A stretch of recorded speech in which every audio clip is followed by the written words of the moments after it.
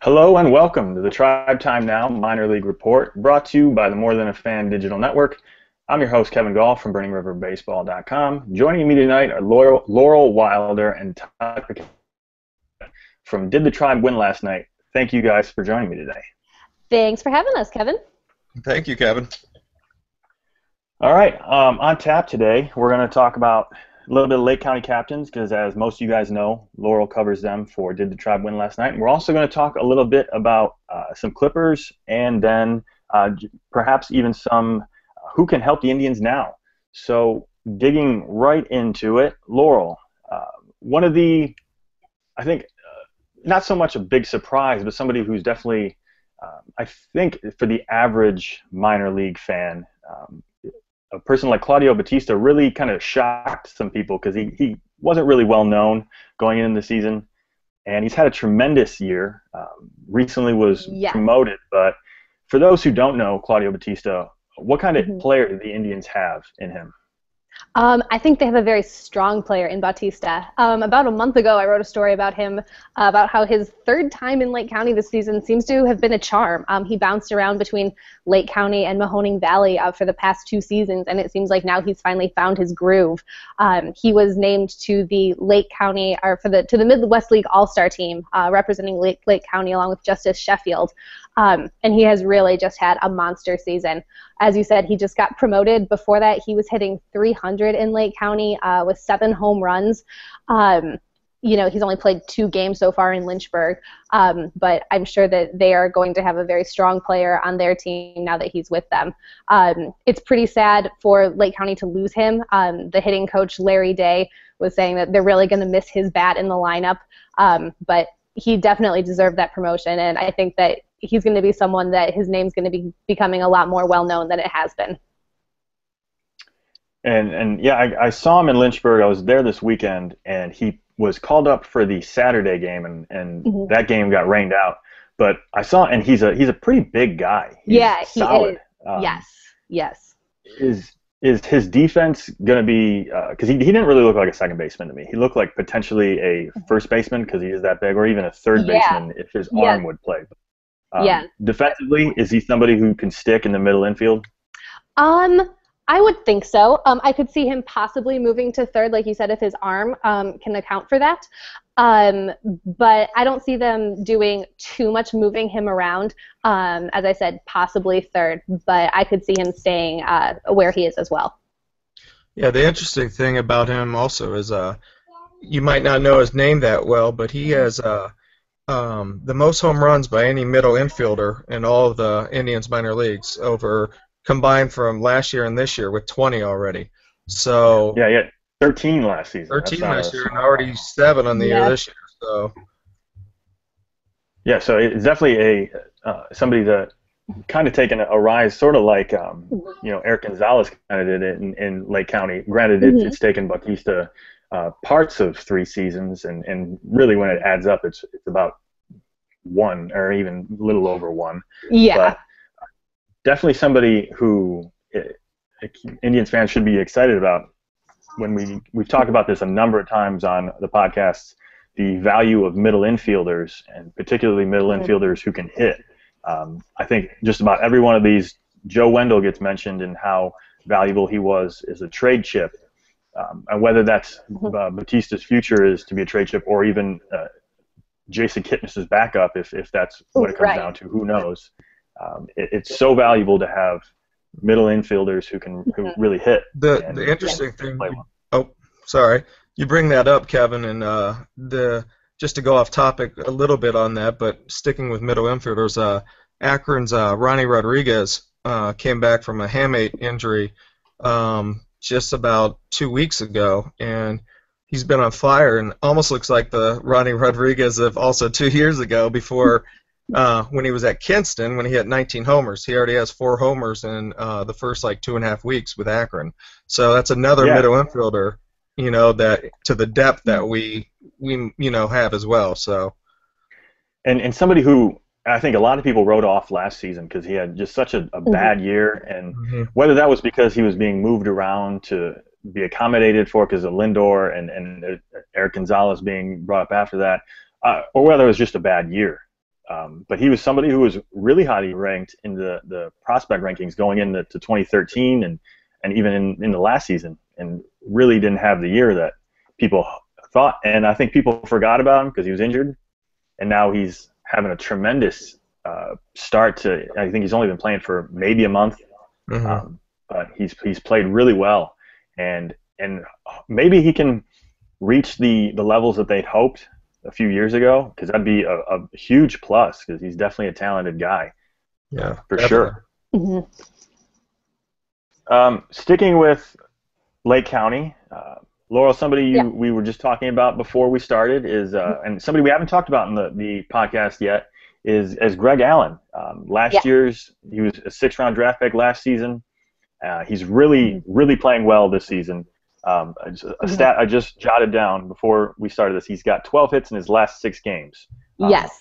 To go along with 4 steals. He's a tremendous last few weeks. Talk to us about what the things that Greg Allen does well as a baseball player.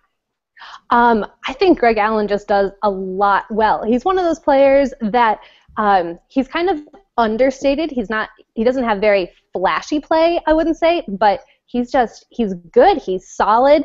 When you see him in the outfield, you just kind of say, like, he's an outfielder. He's a baseball player. And he has been very good at the plate lately. Like you said, his past handful of games have been phenomenal. I think it was the hit that helped snap the captain's losing streak. So you can chalk that up there with his recent successes. And he's not a selfish player, which I think is very good to note. He always talks about bringing things to the team and how the team works together to get a win. And I think that's just a very strong asset for a player to have, especially a player who's young. And one of the other neat things about Greg Allen, so he played at San Diego State, and he played with Coach Tony Gwynn for the seasons he was there, including last season, right before Coach Gwynn passed away. And he said that he took a lot from him, both on the field and off the field. And he said that was just a very impactful experience for him as a player. And I think that you can see some of that when Greg Allen plays.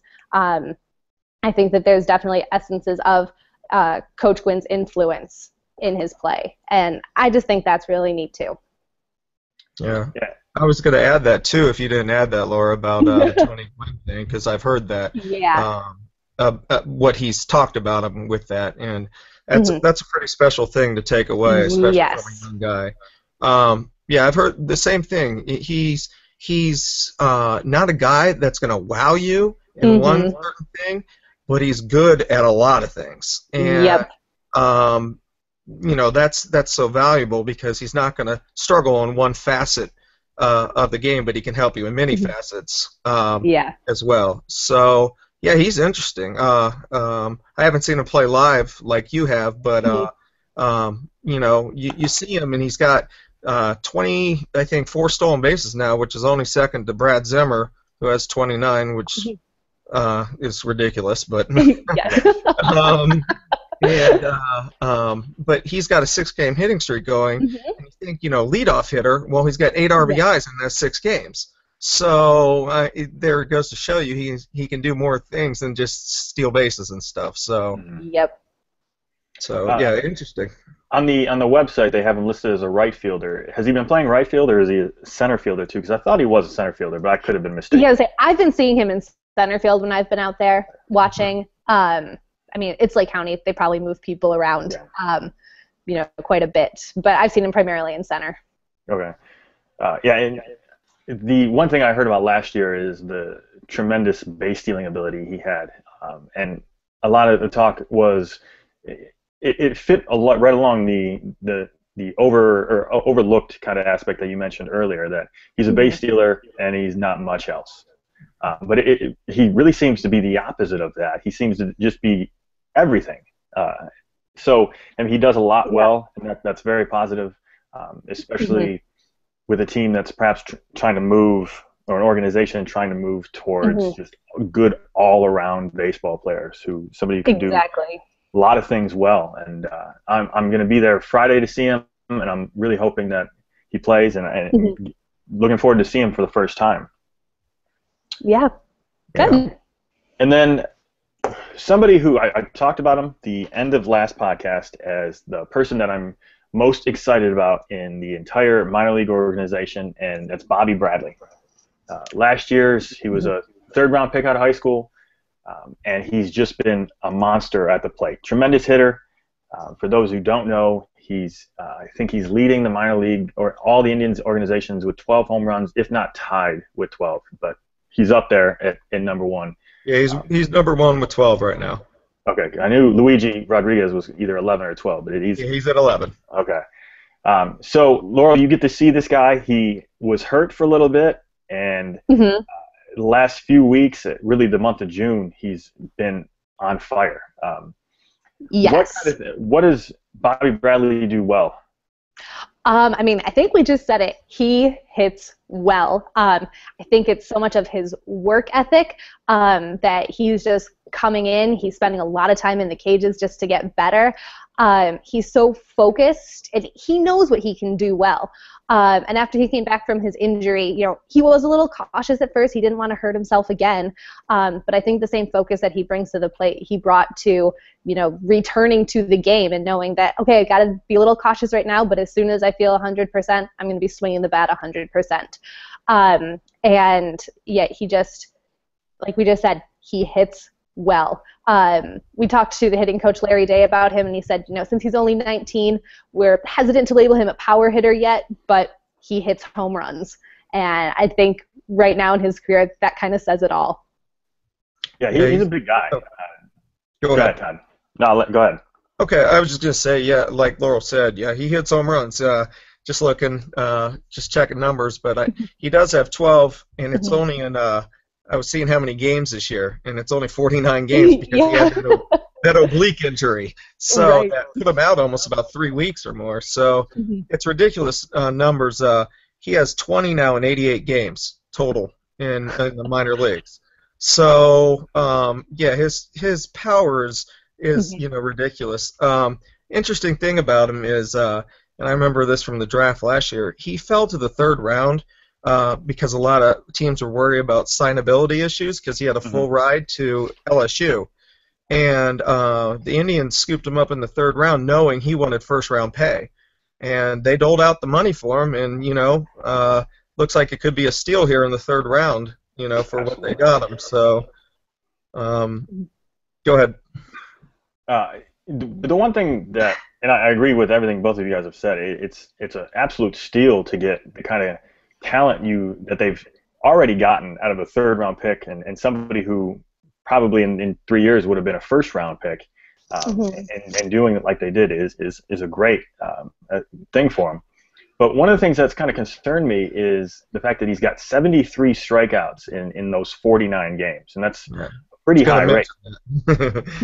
So, I mean, one thing I've seen a lot of fans who've criticized Clint Frazier is a big one, and Nelly Rodriguez and Bradley too, because they strike out, and not so much Nelly, but focusing on Clinton and Bobby Bradley here. They put a lot of focus on this striking out a lot, and to me, it's not as important. And I'll get your guys' opinions on this, but they're 19 and 20 years old. Is the strikeout problem something that we should be concerned with right now, or is this just do you see the positives in his game outweighing those by a substantial amount? I think right now that the positives outweigh the negatives and the strikeouts because, as you said, he's young. I think if this were 3 or 4 years just down the road and it was still this kind of ratio, then it might be something to look at. But I think it's similar to how he currently has 10 errors at first base, where you kind of look at it and think like, oh, wow, 10 errors already. But then you remind yourself that he's young, first full professional season, and you can't expect perfection right away. So I'm hesitant to say too much about the high number of strikeouts yet. Yeah, I mean, he was at prom this time last season, so I think it's okay that he's striking out a little bit.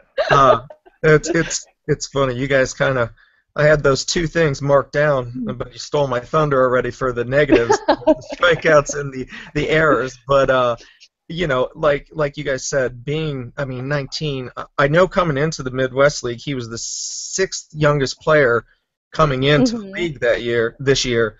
And I mean, I think Justice Sheffield was up there too. They're both super young for that league, and I think you can live with those things right now. Like Laurel said, if it's down the line and they're in, Akron or something like that, and they're still doing the same thing, then you worry about, well, the better pitching they're seeing. Are they striking out, more against that? Or can they only hit, low A pitching, or so.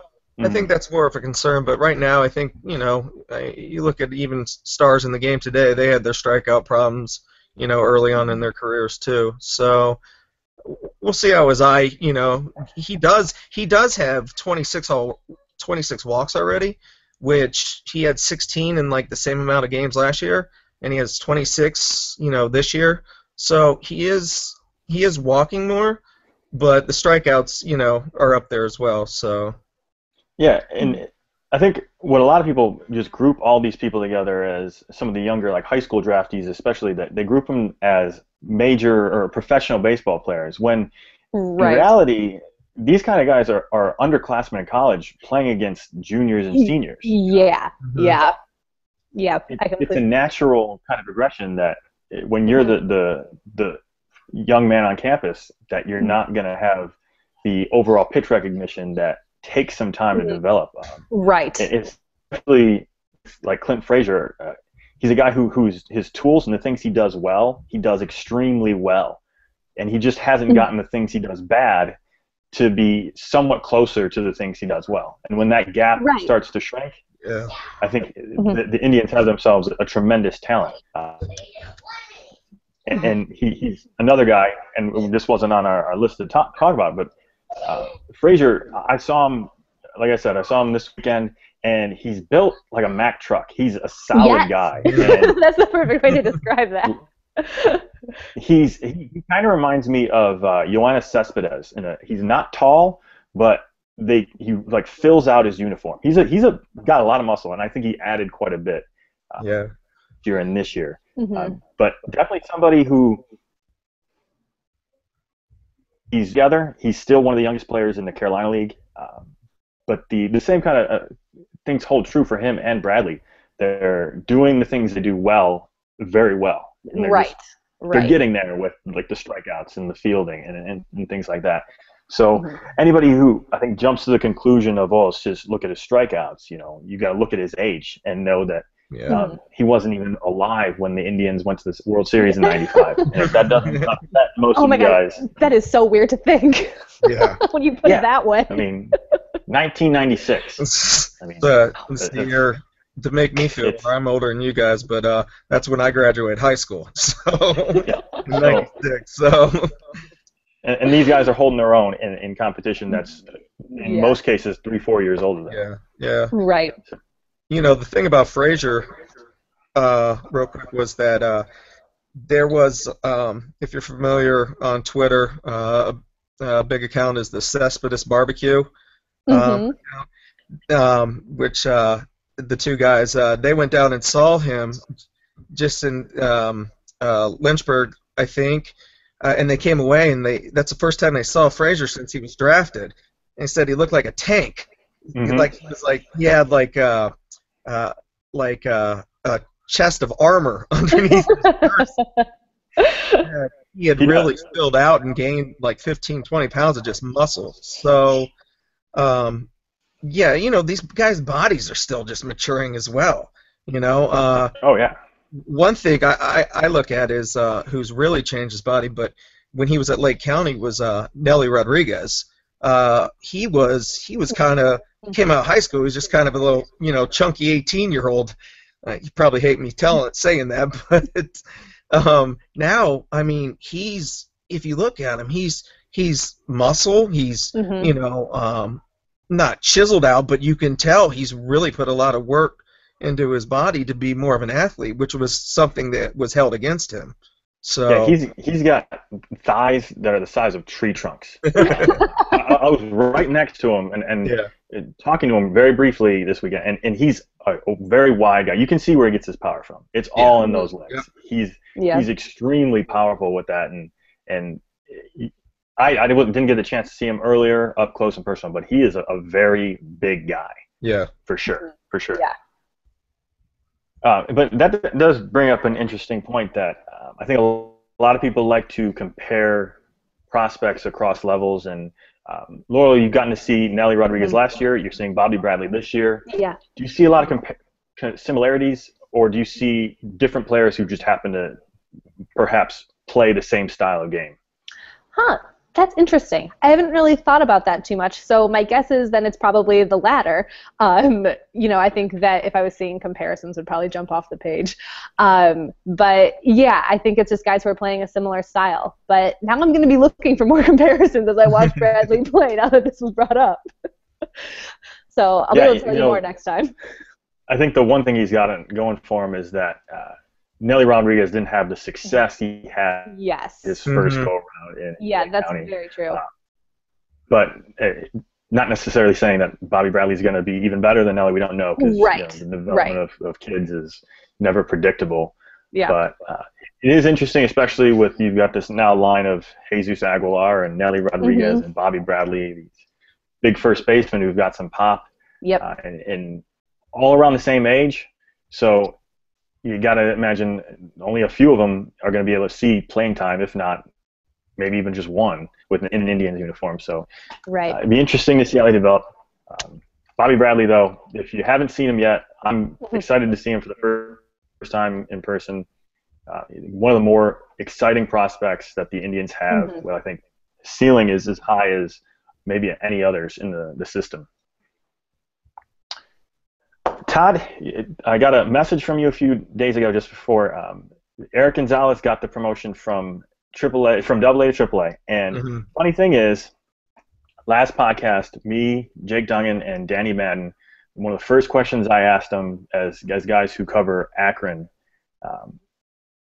would he make the jump this season? Because back in the beginning of the season, I was kind of thinking, well, once Lindor comes up, Eric Gonzalez is going to follow him to AAA, and that'll, because Eric Gonzalez had such a great year last year that he would be the obvious replacement for Lindor, and didn't have the kind of start that a lot of people had hoped, but came on strong towards the end.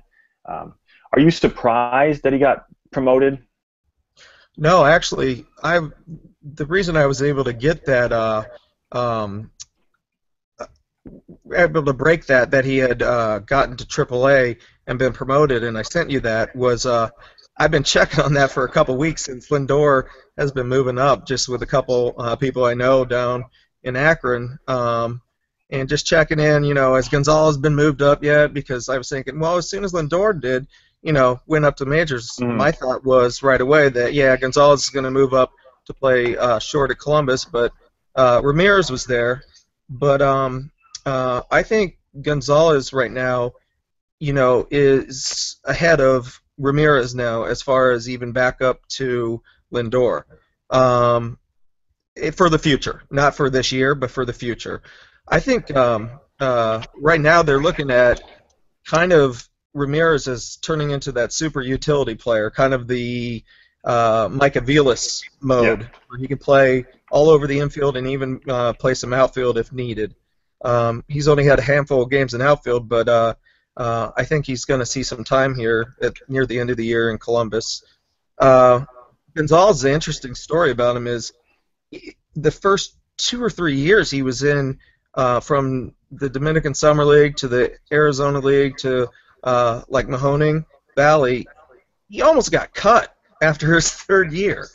And he was struggling so much at the plate, but they loved his defense, and he had good height, didn't weigh much, didn't have much, to him, but decided to give him a chance. And then the next year, in his 4th year in, he started to hit, and he's really blossomed. And can you imagine them letting him go now? Knowing what type of prospect he is.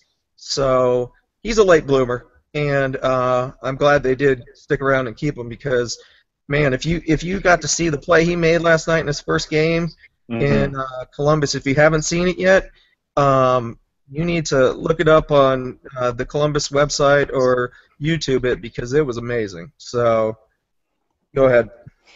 Yeah, he's definitely somebody we've talked about a lot on the podcast, just because he's has so much talent and he's really come on. And in that the transition of not good to suddenly good, we've talked about specifically in terms of Dorsis Paulino, Laurel, when we talked Yep. about how Paulino was supposed to be the guy in 2013 in Lake County, and all of a sudden it was Eric Gonzalez. Yeah. Made this huge transformation to good defender, good hitter. But and I was kind of wondering if it wasn't too soon of a jump, and it still remains to be seen because he's only had one game in AAA, but definitely an intriguing guy because of the fact that Todd, you mentioned it. He's got a nice frame. He's 6'3", so potentially the ability to play first base, second base, shortstop, third base, and even outfield, which he's played. So that super utility role in the future definitely is intriguing, and because obviously Francona loves to use one guy and put him in 8 different spots, no matter how well they can play it. But this time he might actually have a reason to play this guy everywhere because he's that versatile. But I'm interested. I live in Columbus, so I'm gonna be happy to actually watch him in person. So it'll be exciting to see him. Jose Ramirez has been one of the best hitters in the International League right now since he's been brought back to AAA.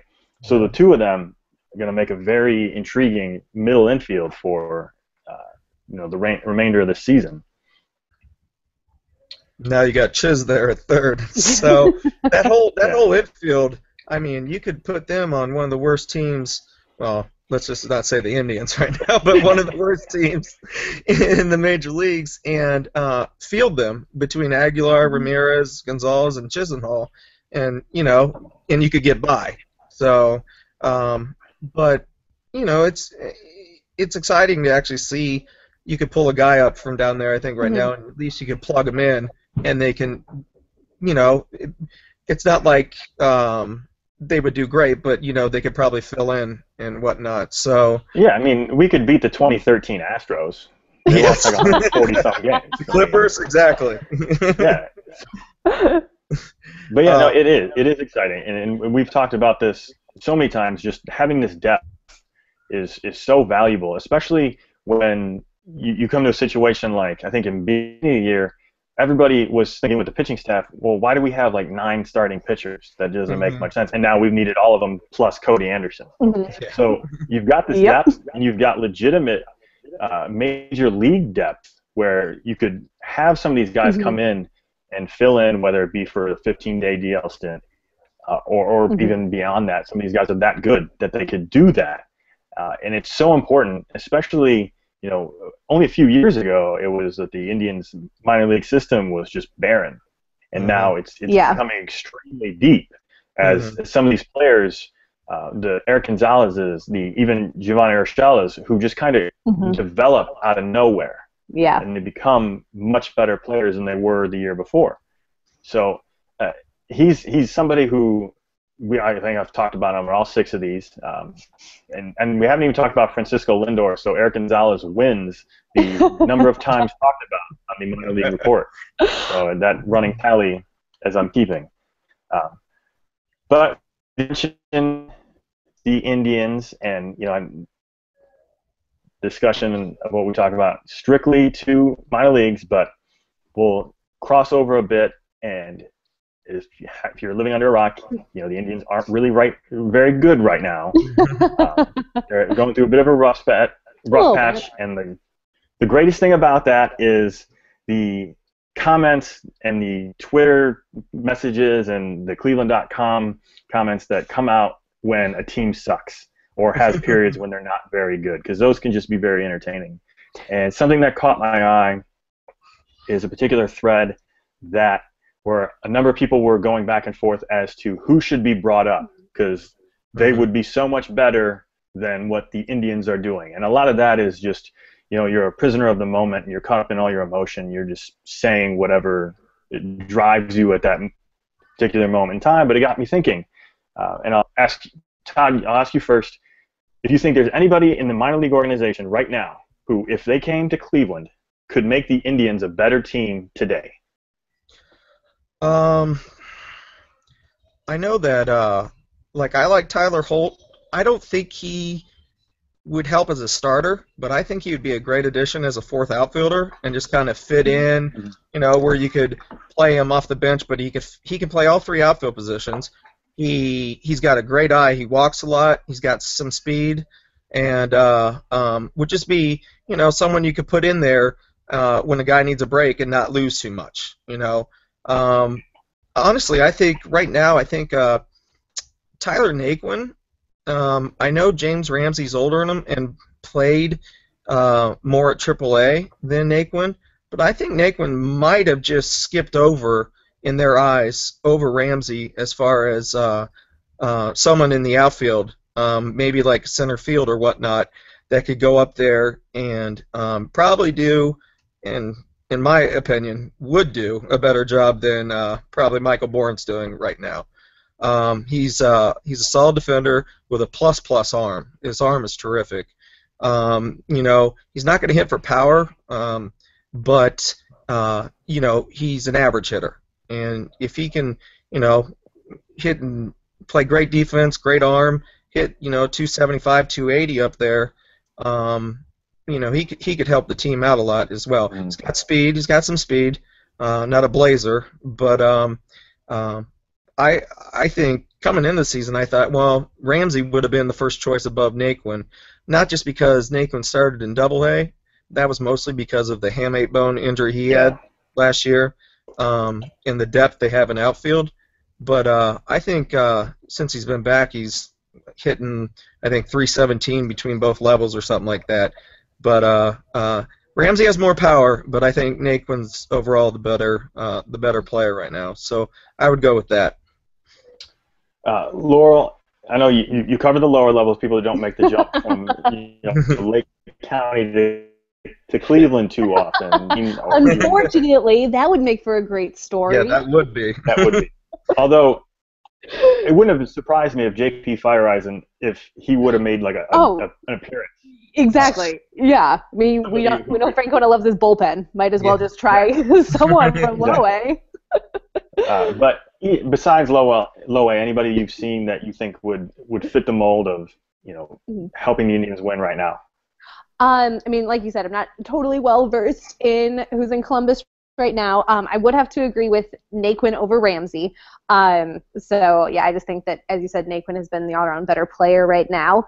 The one person whose career I have been following for a couple seasons and who I think could make an impact in the bullpen would be Sean Armstrong. Yeah, I think he would be an interesting one to see up there, and I think that he could do a lot in a relief role for the big league team. I talked to him, I want to say 2 years ago, and I thought that he was going to have seen big league action back then, yet he had just had such a strong ride through the system. But I know he battled some injuries, but I think that he has really come around since then, and I wouldn't be surprised if he made an appearance very soon. I think that he could definitely help from the pitching standpoint. Yeah, I think that's a great point. I'm big on Sean Armstrong. I've gotten to see him pitch. Surprised he hasn't been brought up yet, because I think he's better than CC Lee. I actually am really high on Austin Adams, and I'm glad he's up there now. But I think Sean Armstrong is the next from the opening day Clippers roster. Adams and then Armstrong, the people that I would have liked to see.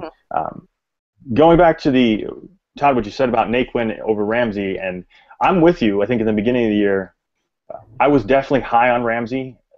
Saw him at the end of last season, right when he came in for the last 30-ish games or so, and he had a really strong end of the season, and I thought, well, maybe this is a guy who could definitely be a fourth outfielder or in development of potentially a starter.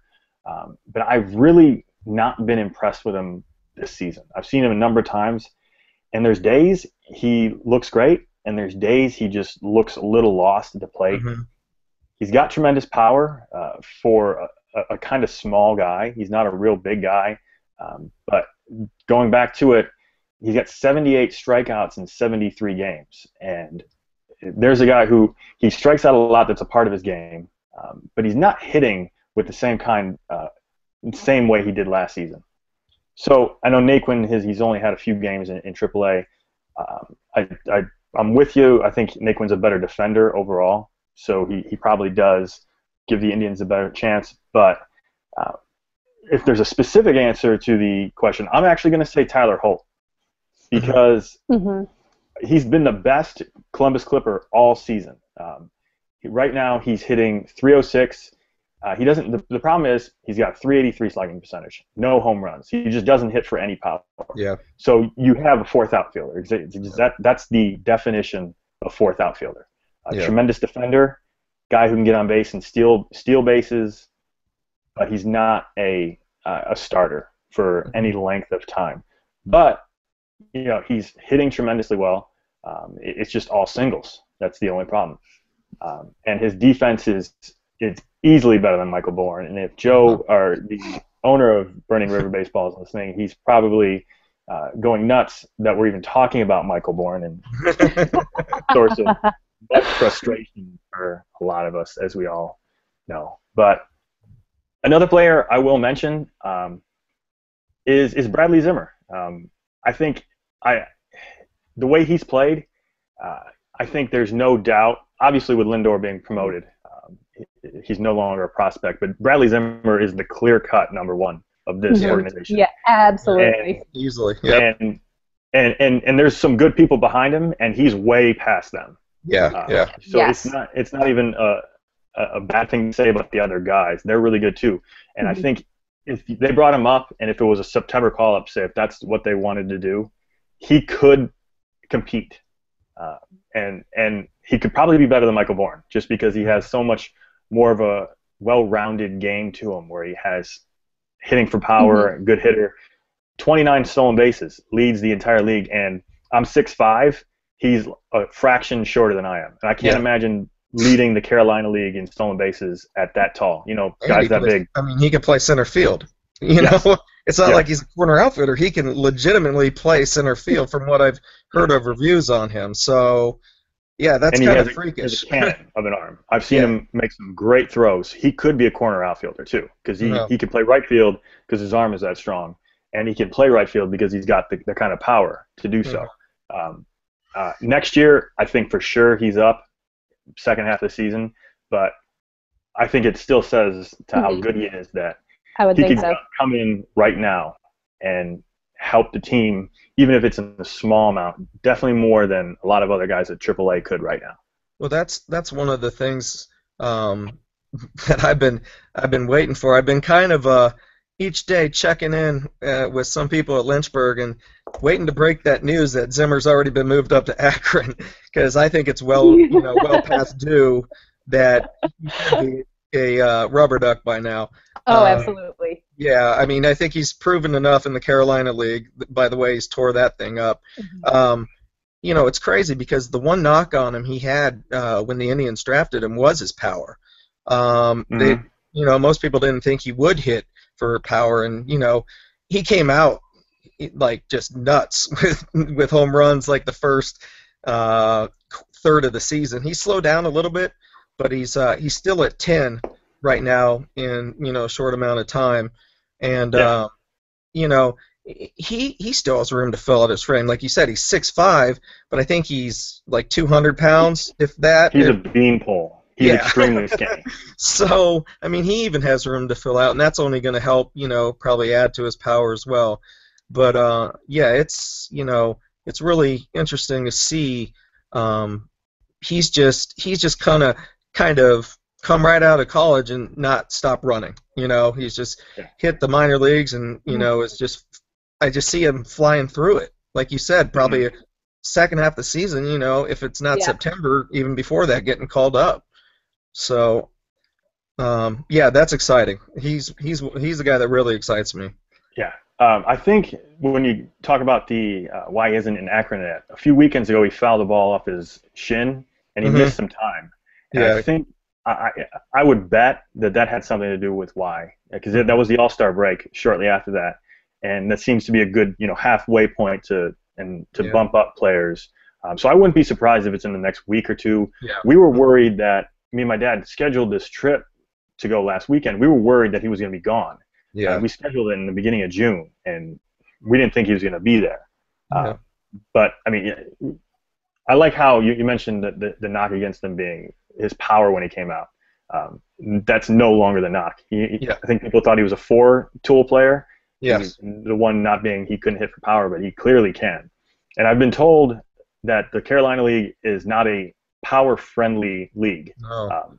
It's more of a pitcher's league. So that's what I've always been told. So yeah. The fact that he's doing well, and actually the Lynchburg has, I think, 4 people in the top 10 of top 5 of home runs. Yep. So that entire level has a tremendous amount of power. Yes. So that'll do it. This is going to be a record short minor league report. This is what I've been shooting for. We're at about 40 minutes. This is the first one that's going to go under an hour. So congratulations. If you're listening to this, you don't have to listen another 20 to even 30 minutes. Makes me sad. I have lots more to talk about. I know. I'd like to talk about everything, but eventually no one would listen. If they're not, if they haven't stopped listening already, that is. Sorry, we could listen ourselves.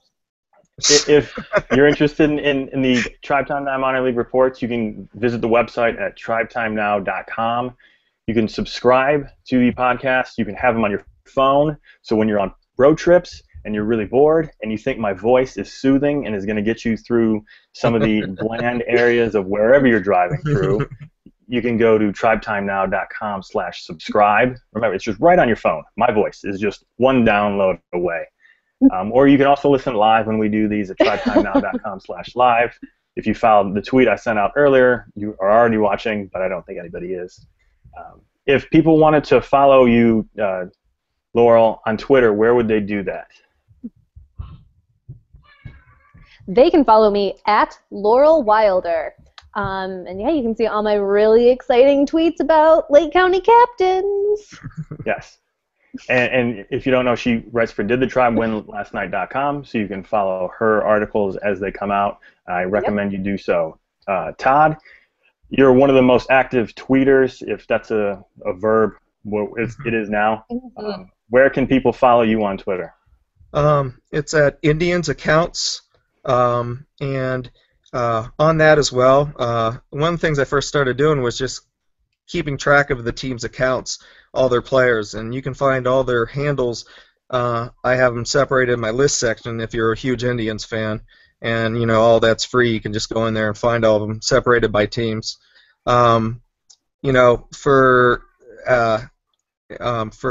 at Did the Tribe win last night, I'm not currently writing for them, but the editor, Mike, and I have kind of a thing I'm doing, which is I've kind of delved into making a lot of friends and sources and trying to get a lot of information for to kind of promote, to get our site kind of known for breaking some news as well. So I've been real into that as well, and then also just putting out a lot of stats to make people well aware of how some of the minor league guys are doing. So it's kind of my niche right now. Instead of writing, I guess kids kind of take up the time of writing right now as well. So darn kids. I know. What are you gonna do? Yeah. If you're listening to this and you're not following these two on Twitter, you should definitely do so immediately. Both of these guys have quality Indians information, and if you're looking for somebody who's going to give you a lot of knowledge and not the drivel of the people who keep saying that right-handed bats are the answer to every Indians problem, you should follow both of these guys, and you will not be disappointed, and you'll be better people for it. Let's just face it. If you're so inclined to follow, yes, you will. Yeah, if you're so inclined to listen to anything that I've said through any of these podcasts or in the tweets that I have out, it's at KGall216, or you can also read some of my work at burningriverbaseball.com. That'll do it for us. We'll see you in 2 weeks when I have Mark Shapinetti, or Mark Shapiro and Chris Antonetti. Both of them are going to be on the minor league report, and that is a joke. So I'll see you guys in 2 weeks.